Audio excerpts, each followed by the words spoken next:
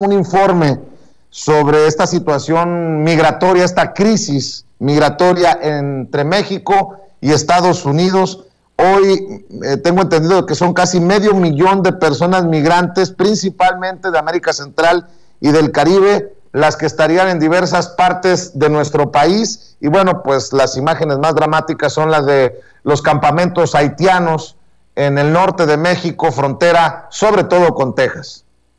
Fíjate que sí, mi querido Vicente, revisando las estadísticas del Instituto Nacional de Migración, hasta ayer, bueno, yo te di el dato erróneo, por supuesto, de que era casi 500,000, pero estamos hablando de casi 1 millón justamente de migrantes mexicanos que se mantienen a la espera de que el gobierno de Estados Unidos pues establezca alguna política más flexible para que se den permisos de naturalización y de entrada de más migrantes. Por eso México se encuentra hoy, yo considero, mi querido Vicente, que México se encuentra hoy al punto del colapso en materia de migración. La tardanza del gobierno de Estados Unidos para atender el reclamo de miles de migrantes, principalmente de Centroamérica y del Caribe, que buscan una visa humanitaria o el estatus de asilo político en ese país, ha hecho que hoy casi 1 millón de personas que huyen de la pobreza y la violencia en sus regiones se encuentren varadas en suelo mexicano. El gobierno federal mexicano está haciendo su parte, pero los esfuerzos oficiales para atender las necesidades del flujo migrante han quedado rebasados. Hoy por lo menos 120,000 migrantes en Tijuana, 40,000 en Rosarito, 85,000 en Mexicali, 70,000 en Nogales, 50,000 en Ciudad Juárez, 45,000 en Ciudad Acuña, 95,000 en Piedras Negras, 67,000 en Laredo, 80,000 en Reynosa y por lo menos 68,000 más en Tapachula deambulan por las calles a la espera de que sus suertes cambien. La cifra de migrantes que solo entre enero del 2020 a lo que va de este 2021 han ingresado a México por la frontera sur en busca de llegar a Estados Unidos, se estiman por lo menos 720,000 personas de todas las edades, mayormente hombres y mujeres con edades que oscilan entre los 18 a los 45 años de edad. Pero también hay niños y adultos mayores. Se calcula, según cifras del Instituto Nacional de Migración, que dentro de la población migrante, que hoy no tiene una forma segura de subsistencia, hay por lo menos 120,000 adultos cuyas edades oscilan entre los 60 a los 75 años de edad, en donde también resaltan la presencia de por lo menos 58,000 menores con edades entre los 2 a los 17 años de edad. Ellos, los adultos mayores y los menores de edad, que suman más de 178,000 personas, son los que han puesto a prueba a las instituciones de servicios básicos de los gobiernos locales de las principales ciudades fronterizas, en donde se reporta que los servicios médicos y de asistencia social se encuentran al tope de sus capacidades. En Tijuana, Rosarito, Mexicali, Nogales y Ciudad Juárez, por ejemplo, las oficinas del DIF estatal y municipal ya no atienden más solicitudes de asistencia alimentaria y médica. En esas localidades son diversas organizaciones de la sociedad civil las que están corriendo a cargo de la asistencia humanitaria que requieren los migrantes.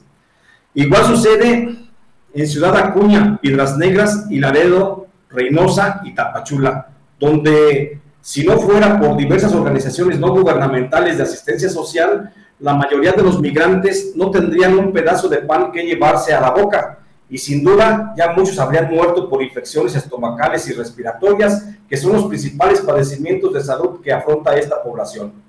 Llama la atención un dato escalofriante, mi querido Vicente, el que refiere que por lo menos el 67% de todos los migrantes que se ubican en estas ciudades fronterizas no tienen en dónde vivir. Es decir, cerca de 482,000 personas están viviendo en la vía pública, principalmente en plazas públicas y parques, en donde se encuentran expuestos a la delincuencia, tanto común como organizada. Y el problema de la delincuencia a la que se encuentran expuestos los migrantes, solo hablando de las citadas ciudades fronterizas, pues es verdaderamente mayúsculo.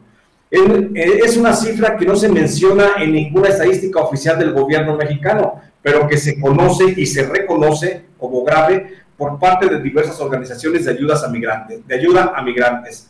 Se estima que de cada 100 migrantes que desde 2020 permanecen en México a la espera de llegar a Estados Unidos, por lo menos 30 de ellos han sido extorsionados o se encuentran bajo extorsión por parte de grupos de la delincuencia organizada. Otros 14 de cada 100 migrantes han sido extorsionados por policías locales o funcionarios del Instituto Nacional de Migración, y por lo menos 25 de cada 100 han sido víctimas de robo, secuestro express o algún tipo de fraude por parte de los llamados coyotes. Es decir, solo 29 de cada 100 migrantes no han sido objeto de algún tipo de violencia, robo o extorsión, pero, y esta es la cifra alarmante, por lo menos 568,000 de los más de 720,000 migrantes que se encuentran varados en nuestro país han sido víctimas de algún tipo de delito cometido por parte de la delincuencia organizada o cuerpos de las policías locales, de los que, por supuesto, la mayoría no son conocidos por las instancias ni siquiera por las comisiones de derechos humanos locales o federal. En el orden de la comisión de delitos que se cometen contra los migrantes, la mayor cantidad de extorsiones por parte del crimen organizado se han registrado en la ciudad de Tapachula. Siguen después Tijuana, Nogales, Laredo y Reynosa. Por lo que hace a robos, el mayor índice de estos delitos se registra en Piedras Negras y sigue después Mexicali, Tapachula, Rosarito y Ciudad Acuña. En lo que hace a extorsiones por parte de elementos de las policías locales y de funcionarios del Instituto Nacional de Migración, la mayor cantidad de estos ilícitos cometidos contra migrantes se han registrado en Tapachula, en Tijuana, Nogales, Ciudad Juárez y Rosarito. Mientras que el mayor índice de fraudes y robos cometidos por los coyotes se registra en Tijuana, Tapachula, Laredo, Reynosa y Mexicali. De toda la población migrante que actualmente se encuentra varada en suelo mexicano, a la espera de que Estados Unidos flexibilice su política de protección de asilo temporal, se estima que por lo menos el 70%, es decir, más de 504,000 personas, ingresaron a suelo mexicano entre enero a agosto de este año. Solo el 30%, unos 216,000 migrantes, ingresaron ilegalmente a nuestro país entre enero a diciembre del 2020. Los migrantes que han puesto en jaque las políticas migratorias del gobierno mexicano y también, por supuesto, las de Estados Unidos y que hoy deambulan por las calles de las principales ciudades fronterizas, se estima que al menos el 17% de ellos, o sea, unas 122,000 personas, son de Haití.